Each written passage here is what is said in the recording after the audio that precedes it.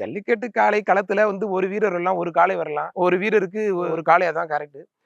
முயற்சி பண்ணலாம். எத்தனை பேர் வேணாலும் ஒரு 3 பேர் முயற்சி பண்ணலாம். ஒரு ஜல்லிக்கட்டு காளைகள் ஒரு சில காளைகள் வந்தா மட்டும் 10 பேர், 20 பேர் துண்ட சுத்திட்டு அவங்கள பயமுறுத்துற மாரி வருவாங்க. இவ்வளோ பேர பார்த்தாவே அவங்களுக்கு அச்சம் ஏற்படும் மாரி தெரியும்.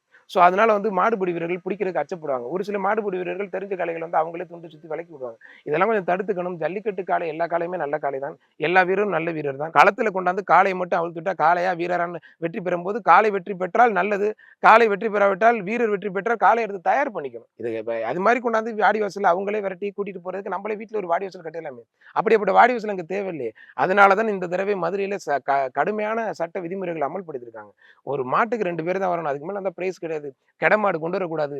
கைத்தோட மாடு வரக்கூடாது. கைத்து மாடு வந்துச்சுன்னா கால்ல பின்னி ப்ராப்ளம் ஆகுது வீரர்களுக்கெல்லாம் அப்படின்னு சொல்லிட்டு விதிமுறை கைத்தோட தளர்த்திருக்காங்க. மாடுனா வரும்போது இந்த கைத்த வந்து இந்த கயிறோட அப்படியே விட்டுருவாங்க. வருகிற நீளம் ஓடும்போது அந்த கால்ல எல்லாம் பின்னி அந்த காலு காயமாயிரும், அடிபட்டுரும். ஸோ அதெல்லாம் நம்ம தவிர்த்துக்கணும். மாடு ஃப்ரீயா போணும்.